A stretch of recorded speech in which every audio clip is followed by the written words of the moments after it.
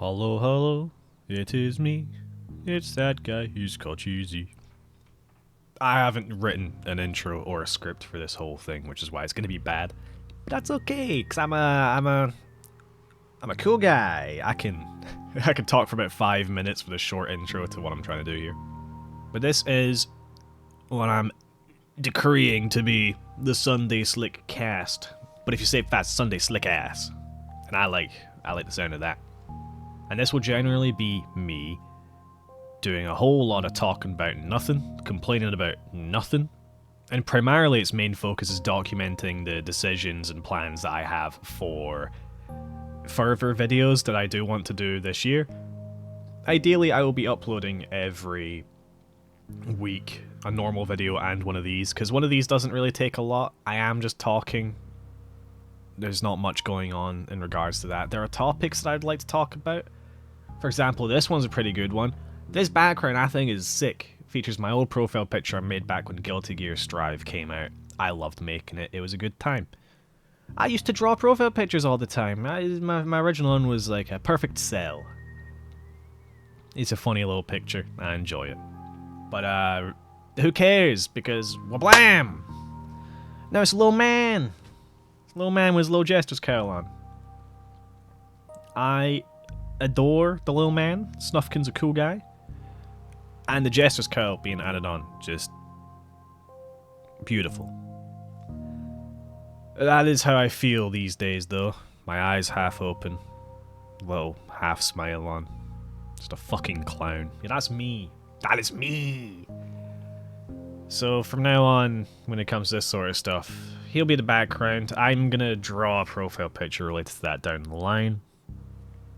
But until then, I will keep my boy Eddie. Eddie is my profile picture for a while, because Eddie's a cool guy. But Eddie's a cool guy who's a remnant of me back when I was less cool. I say that as if I was less cool. I was doing funny stuff back then, like playing Guilty Gear Strive when it came out, which was a funny thing to do, apparently. And speedrunning a Hot Wheels Stunt Track Challenge, which is the most autism-oriented thing I've done in my life. Good thing I'm going to be going back to doing it when I've moved up north. I'm moving towards the tip of the country, this wonderful rainy island, and yeah. Can't wait to be in the middle of fuck off nowhere. That's going to do great for me. Though as I continue to yap about nothing, I will bring up two major complaints about things right now. One, holy shit, Michimu, love of my life, you stupid Polish cunt. I will kill you if you phone me before I'm meant to be waking up traditionally. I am going to end you. And two, I've noticed that recently as my life priorities have changed around the fact that I'm starting a new job. Well, I've already started it, granted, but I'm going back up to continue working. I've got a new house waiting for me. The paperwork hasn't been done, so my mind space is very much focused around the fact that I need to get given that paperwork so that I can actually pay my money towards where I want to be paying money so I can live there legally. That'd be pretty cool. I've got keys of someone else's house that I need to give to him when I go back up there. That's going to be fun, finding out where he lives, because he refused to tell me where he lives, but I will find him. I know that you're somewhere, Keith, and I will find you. Well, outside of that, I used to play video games a lot and enjoy them a lot, especially during my time off.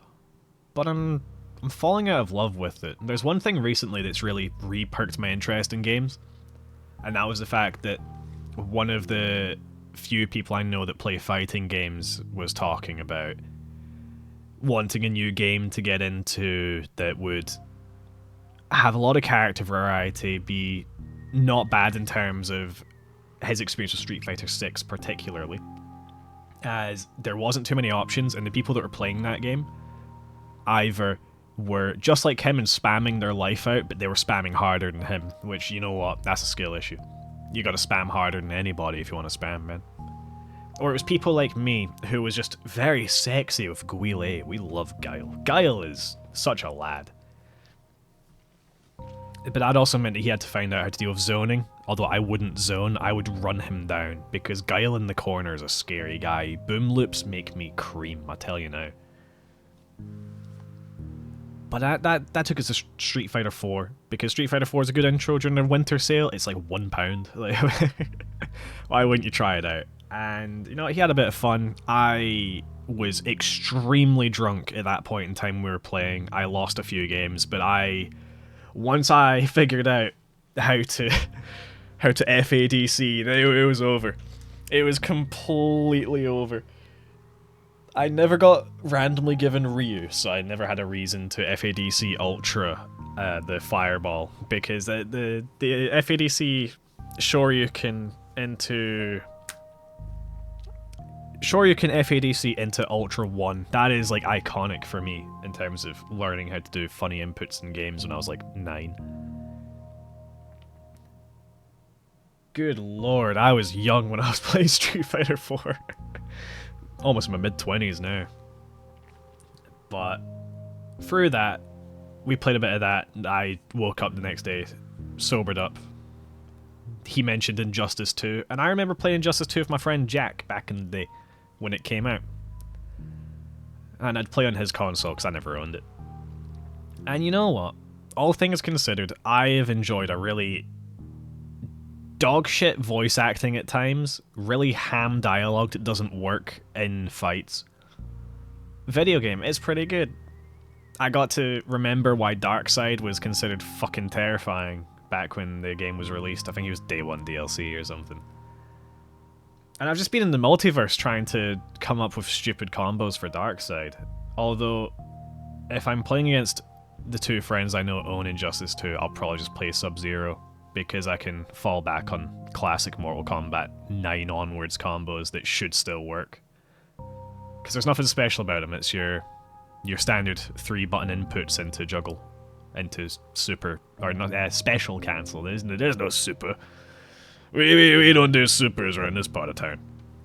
Though, as a general rule, when it comes to fighting games, I do understand that people that are around me will not play against me for long.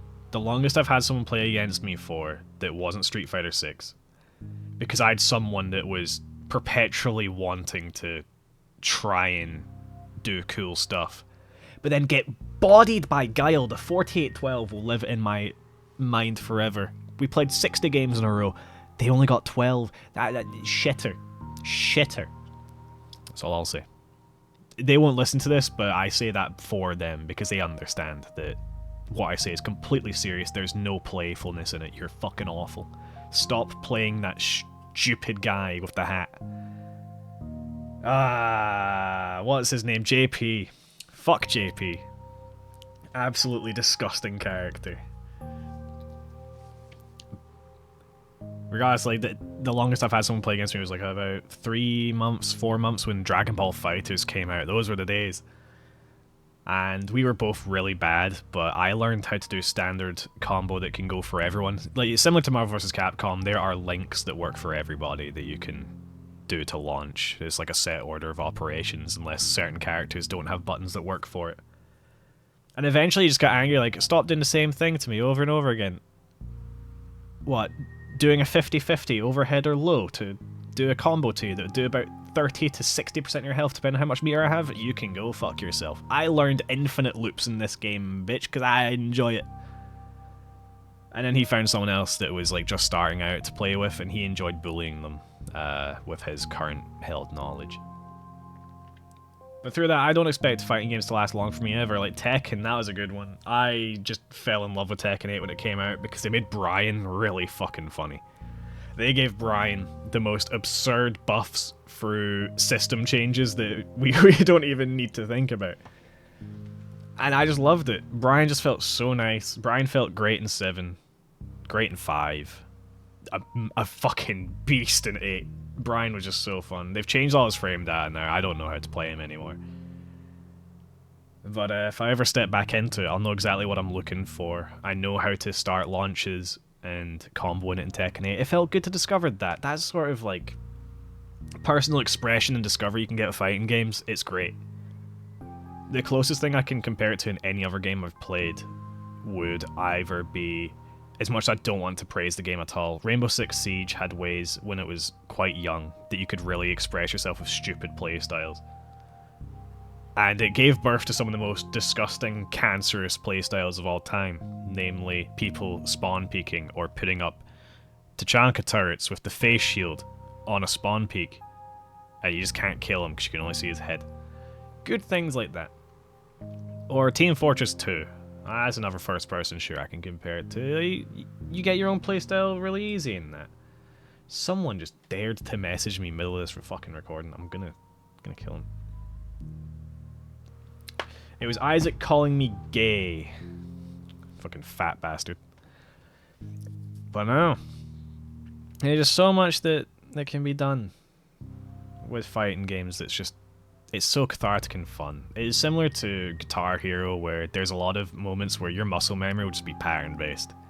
You consciously recognize an interaction or a scenario, and then you'll autopilot it from there on. In Street Fighter 6, it was a bit disgusting, because a lot of that autopiloting was just hitting one button and sliming in. We love that little slime tech. Awful design choice, Drive Rush, but what can you do? It allowed some really funny things to happen. It's crazy. I had like such a nice train of thought going there until Isaac messaged me. Said, I've been talking for 12 minutes? That's crazy. I will talk about one actually guided thought that I've had recently. And it's around the way that music streaming platforms, their algorithms do try and cater to people discovering artists and how they handle their traffic. YouTube Music is really bad for it, and that's why I'm thinking about it right now. Is that there was an album by Eskimo Callboy, Crystals. On YouTube, that got taken down automatically by like one of their rights holders and then re-uploaded. There was just some stupid automatic stuff. And the people that were introduced to them after their rebrand to Electric Callboy, with all their party songs, like, oh, this new album, it sounds sick. They didn't even notice that the singer was different. They've discovered this band fairly recently. They've been listening to the hell out of a couple of their new albums. They haven't listened to any of the old ones. That's really weird to me. As someone that, like, when I was taught about Rammstein when I was quite young, because my aunt just listened to a lot of metal, I had, like, so many albums to listen through. From, like, the self-titled towards, God, was it Ryza at that point in time had came out? That's, like, a lot. That's a lot of albums to go through, and I found so many songs I liked in all the different albums. It was great. But these people find, like, a few songs they like playing on loop or whatever, or they let it autoplay. Just constant autoplaying. And through that, they just get guided into generally popular stuff and don't look beyond that. People like things. They really like things right now, but they don't look any further into it. I do think that's a consequence of how the algorithms have been developed, especially with short-form content, especially with hit songs just being, like, absolute cesspools of being repeat played. When Hypa came out, there was someone I knew that would just listen to that non-stop, and it was a bit, whoa, a bit spooky. But within that, there's always the fact that maybe people aren't actually that into what they do anymore. That guy Isaac that I called a fat bastard, because he is, he's really into movies and music from a certain time period. It spans multiple decades, but it's still a time period nonetheless. And he's fucking crazy knowledgeable about it, because that's what he's into. He likes that. He was into FaZe Clan growing up. Him and his brother know way too much about FaZe Clan. It scares me. Meanwhile, I'm just sitting here on the sidelines like, I feel like a culture vulture. I know so little from the pickings that I actually care about that I cannot stand, like, I cannot stand righteously in a conversation like that like revolves around certain actors with their various movies they've been in, a certain artist discography. It just really shows how little people are willing to go into stuff properly. My main qualm with the music side things towards Eskimo Callboy specifically is the fact that a lot of these people that are discovering them are older. You have more of a reason to go through the discography because your life is going to end. Do something with it. You fetid fuck. Well, hey ho. I can't police what actions people do. To a degree. That's a deep cut for certain people. But at the end of the day, even if you're free to do stuff, enhance your experience as much as possible by just getting in the know with what you like. Because you'll end up either liking it more or having the same level of appreciation, but you can interact with more people about it. It's just good all around. It's good socially, it's good mentally. Like, why not? I'll just cut this off now because I'm starting to talk about things that are good for you mentally. I'm not no fucking wannabe therapist. I don't care about that at the end of the day. I just want to do a SlickCast. So that's what I'm doing. SlickCast, yeah. Thanks for listening if you did. Don't know why you did. The fuck you doing? You spend your free time on this. It's bad enough I spent my free time recording this. Like, let's be real. If you if you need to contact me, I'll have my email in the description. You can email in your queries, or you can direct message me at connoisseur.life at Blue Sky Social. That is connoisseur.life at Blue Sky Social. I have instantly killed anybody contacting me by mentioning the fact I paid for that domain because it was funny. But it's alright. I'm just a little funny guy. What can I do? Bye to the bye.